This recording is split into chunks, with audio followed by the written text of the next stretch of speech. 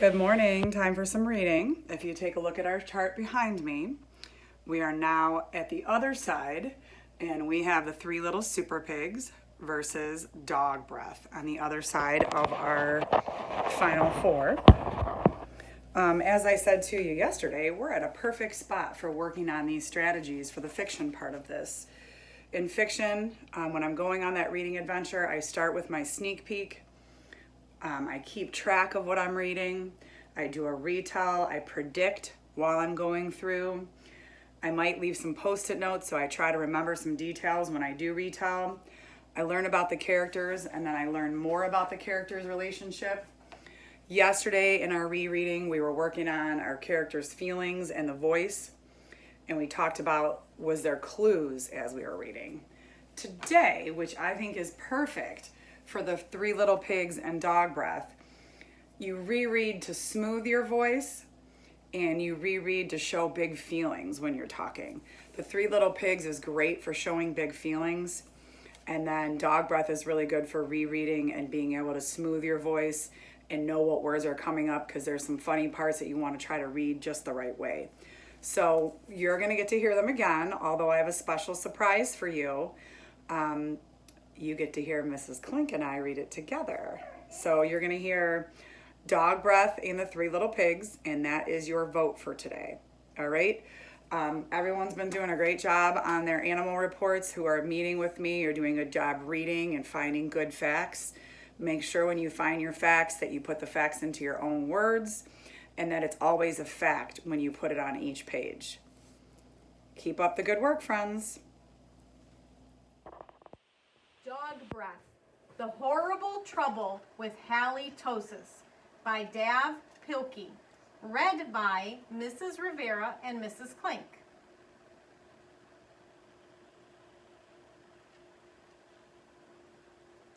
The Horrible Trouble with Halitosis.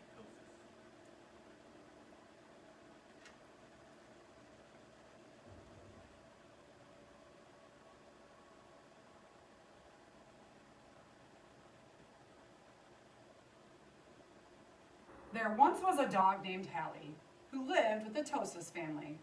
Halitosis was a very good dog, but she had a big problem.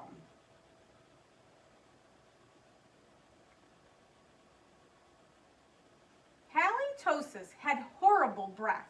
Whenever Halitosis opened her mouth, horrible things happened.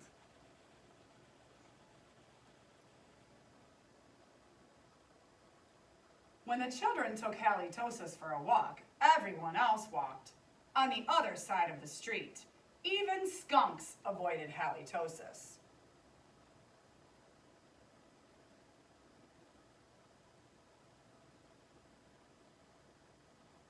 But the real trouble started one day when Grandma Tosis stopped by for a cup of tea, and Hallie jumped up to say hello. Mr. and Mrs. Tosis were not amused. Something has to be done about that smelly dog, they said.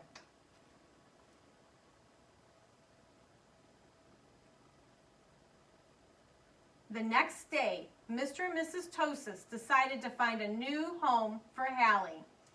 The children knew that the only way they could save their dog was to get rid of her bad breath. So they took Halitosis to the top of a mountain that had a breathtaking view.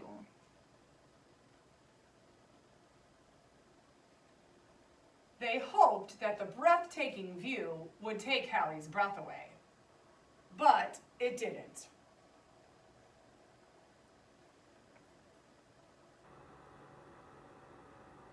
Next, the children took Halitosis to a very exciting movie. They hoped that all the excitement would leave Hallie breathless.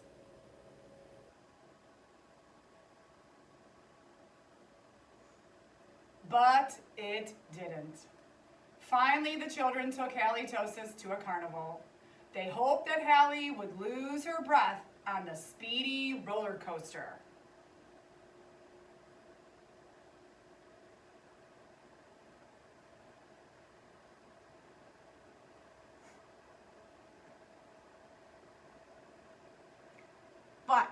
That idea stunk too.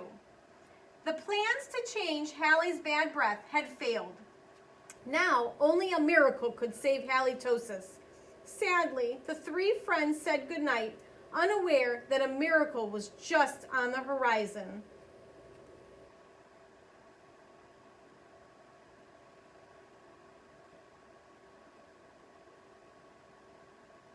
Later that night, when everyone was sound asleep, two sneaky burglars crept into the Tosa's house.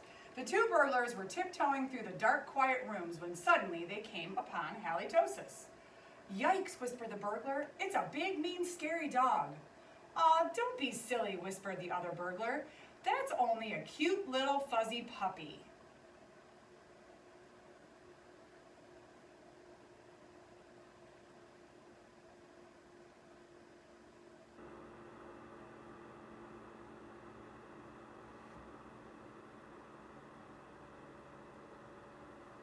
The two burglars giggled at the sight of such a friendly little dog. "That dog couldn't hurt a fly," whispered one burglar. "Come here, Poochie Poochie," whispered the other. So Halitosis came over and gave the burglars a nice big kiss. Slurp!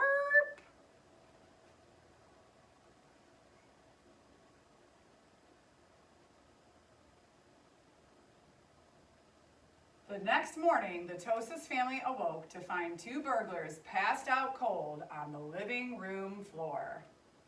It was a miracle.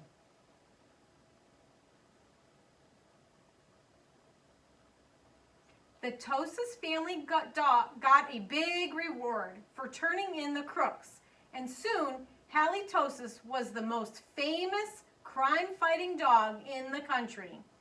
In the end, Mr. and Mrs. Tosis changed their minds about finding a new home for Hallie. They decided to keep their wonderful watchdog after all. Because life without Halitosis just wouldn't make any sense. The end. The Three Little Super Pigs by Claire Evans, read by Mrs. Rivera and Mrs. Klink. Once upon a time, there was three little pigs who captured the big bad wolf in a house made of bricks. The hungry wolf fell down the little pig's chimney into a big pan of boiling water. He huffed and he puffed, but it was no use. He had fallen right into the pig's trap. "I'll get you one day, little pigs," the angry wolf shouted as he was carted off to prison. With smiles on their snouts, the three little pigs waved goodbye to the big bad villain.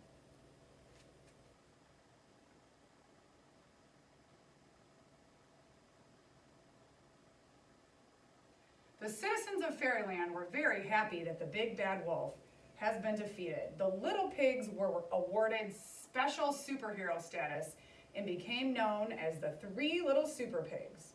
Working together, they all rebuilt the whole town out of bricks to keep everyone safe. "We love you, Super Pigs!" From that moment on, the Super Pigs spent all their days being heroes and enjoying their newfound fame.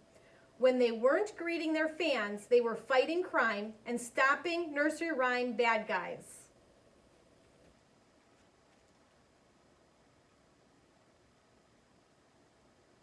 Meanwhile, deep inside Happy Never After Prison, the very angry big bad wolf was hungrily plotting his revenge in his cold and dreary cell.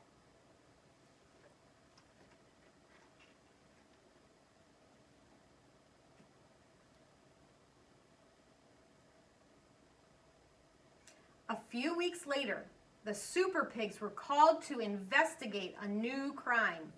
Mysteriously, one by one, bricks were starting to disappear all around Fairyland. This was very strange. The Super Pigs were on the case. Later that day, they received some shocking news. The big bad wolf has escaped.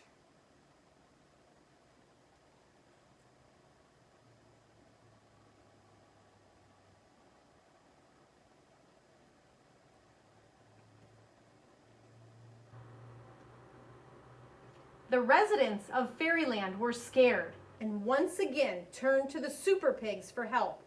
"Don't worry," the three heroes boasted. "We'll find that wolf and make him pay." The three little Super Pigs hunted high and low, far and wide, and long and hard, but the big bad wolf was nowhere to be seen. The pigs searched everywhere for clues. Some people claimed they had seen the wolf dressed up as an old lady.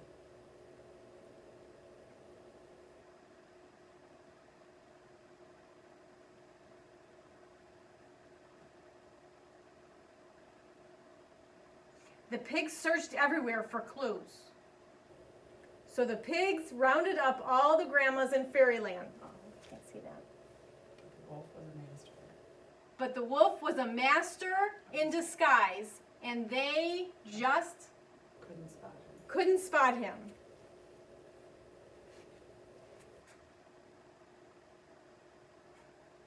Every day, more and more bricks disappeared from Fairyland. As night fell, the whole town locked themselves indoors, too frightened to go out. They hoped the Super Pigs could find the wolf soon. He was up to something big and bad.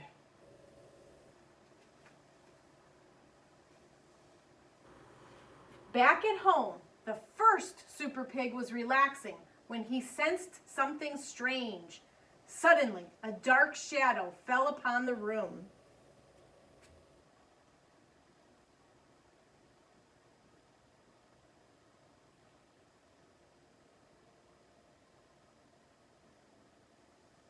"The big bad wolf," cried the Super Pig. "I don't need to huff, I don't need to puff, and I don't need to blow your house in because I'm already inside," replied the pointy-eared wolf. The pig ran out through the front door, but was met with a terrible surprise. The cunning wolf had built a gigantic wall around the Super Pigs' houses using the stolen bricks from Fairyland. The Super Pig was trapped.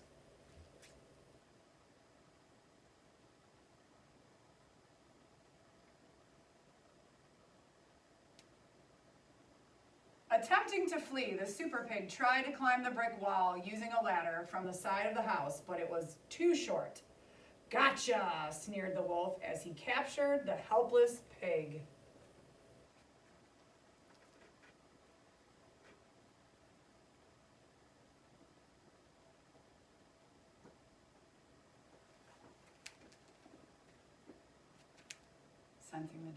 Sensing the danger, the second Super Pig was at polishing his metals when he suddenly spotted something out of the corner of his eye. "The big bad wolf!" shrieked the Super Pig. "I don't need to huff, and I don't need to puff, and I don't need to blow your house down because I'm already inside," growled the wolf. With a huge scream, the terrified Super Pig quickly ran outside into the enormous brick wall. Desperate to escape, the little pig jumped on a nearby trampoline, bouncing as high as he could. But it was no use. "Gotcha!" boasted the wolf as he caught the pig in his trusty net.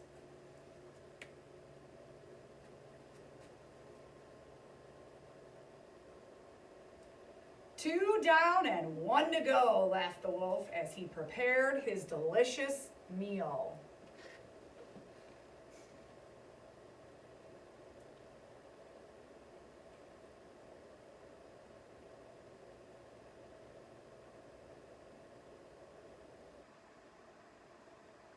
The third Super Pig had heard all the commotion and was busy hatching a plan when the big bad wolf suddenly appeared at his window.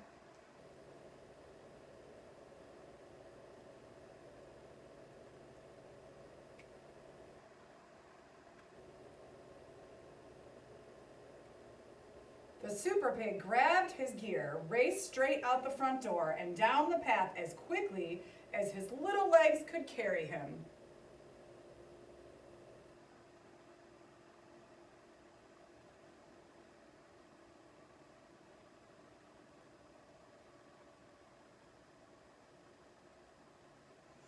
Working quickly, he freed his captured brothers from their tight pastry blankets, but it was not quick enough. Ha ha ha! There's nowhere to run and nowhere to hide. I've built a wall around your houses, and now you're trapped inside, laughed the hungry wolf. You are no super pigs, you are my dinner. I don't think so, shouted the third super pig.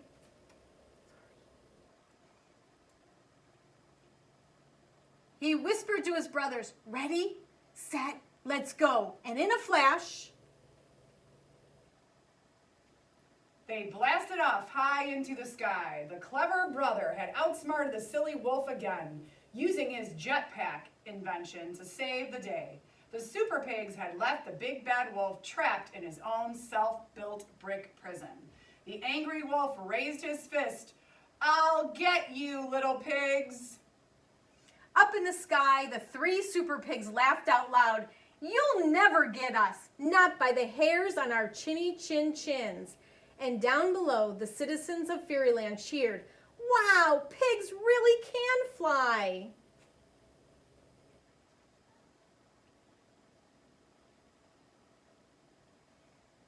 The three little pigs had saved Fairyland from the big bad wolf once again. They truly were superheroes. Hooray for the three little super pigs!